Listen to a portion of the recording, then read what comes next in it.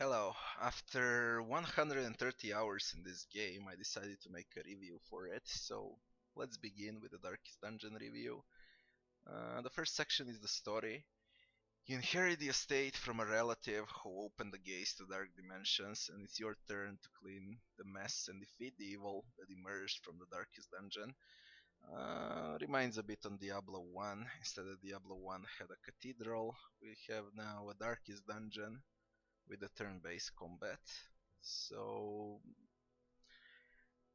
this game is not about the story, but it's actual gameplay what matters the most here. So the story will be a 6 out of 10 from me, only because of the little twist at the end of the game. The next section is game time. On Radiant difficulty you will need around 40 to 50 hours to finish the game. On a regular difficulty I finish the game within 100 hours or 120 weeks in-game time each week for one dungeon. That's how they count the time there. And it was on blind, it was my very first attempt. It was because of my learning curve at the 20 hours, first 20 hours of the game, and my first failure in Darkest Dungeon attempts.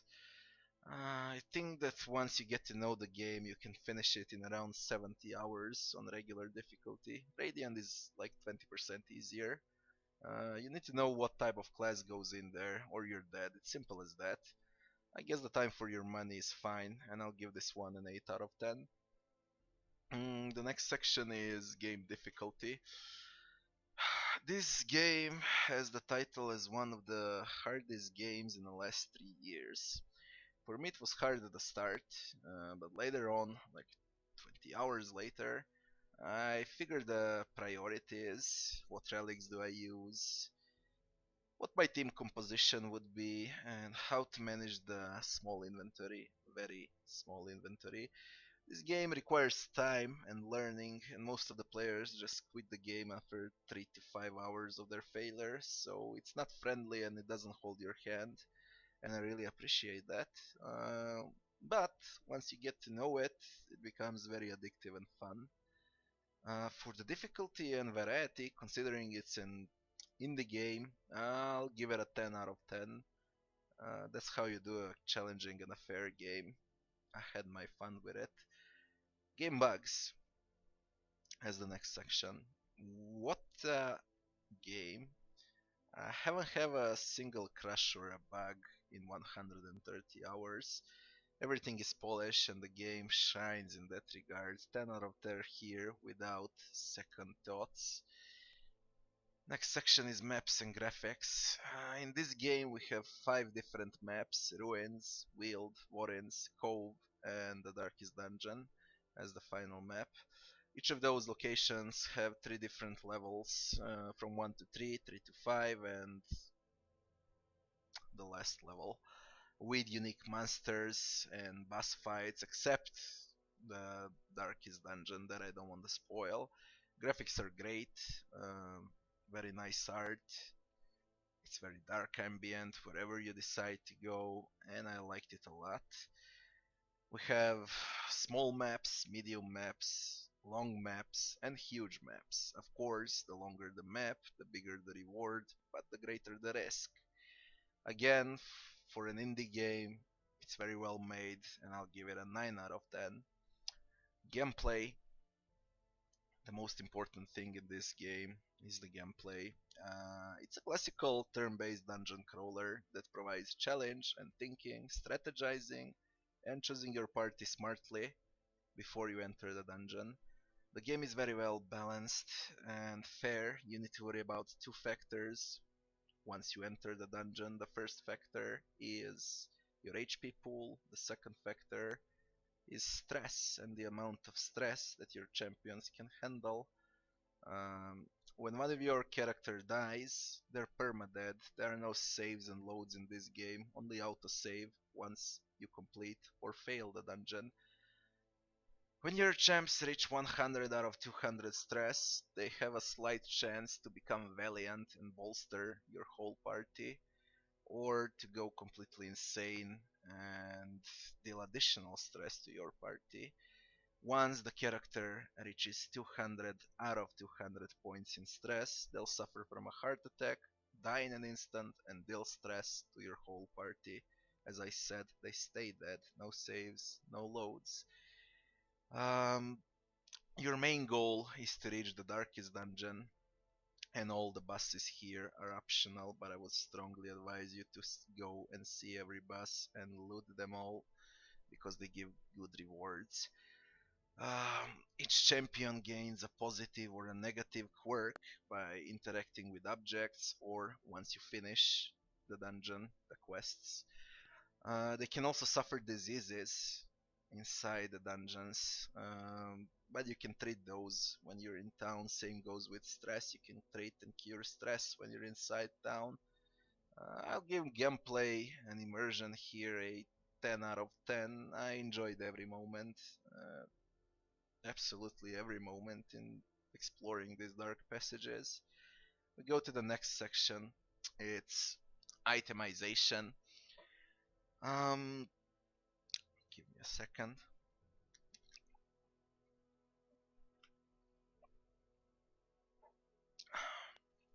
It's tough when you don't cut and edit your videos. I'm just sitting here and talking with you people. Itemization as the next section. Your characters can wear 2 trinkets and provisions before they enter the dungeon. Provisions are supplies that you buy before entering the dungeon, like torches to keep the light on and receive less stress, or if you want you can snuff the torch out, go in a pitch black mode, you're gonna receive more stress, your enemies will deal a lot more of crits, and you'll gain better rewards because of it.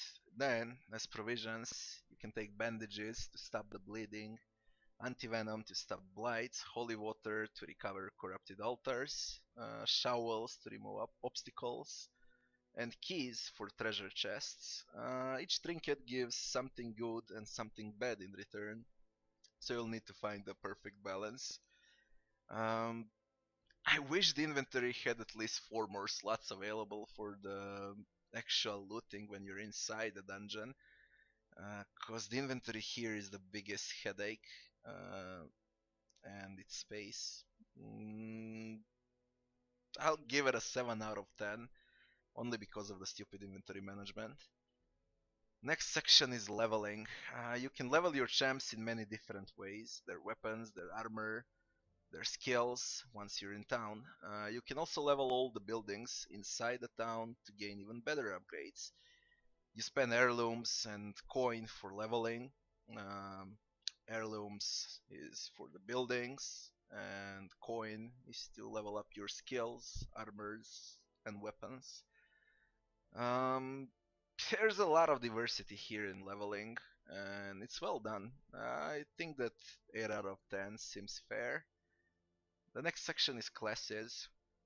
A lot of classes, from healers, bursters, assassins, ranged, crowd controllers to pure tanks.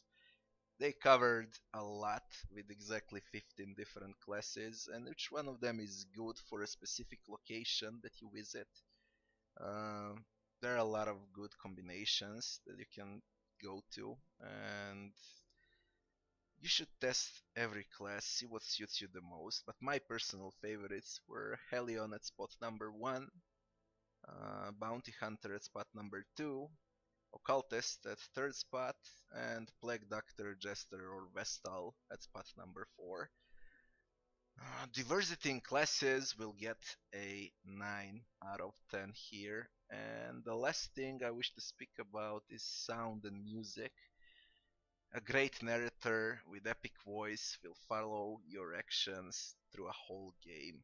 Or better to say, your ancestor will speak to you non-stop, and the background music was solid all the time. Sound effects were nice and pleasant for the ear, especially when you kill someone. So overall, they did well here too, and I liked it. So 9 out of 10 is a fair choice. And finally, the conclusion. We have 86 points in 10 different categories, which gives us an 8.6 out of 10 for this indie game. I had my fun.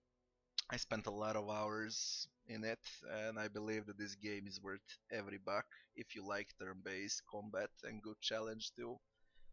Considering that it's an indie game and that they did quite well, I'll have to give it the final selfish verdict here with 9 out of 10, and let's hope we get to see Darkest Dungeon too. I want to thank you all for watching, and I'll see you on the next one.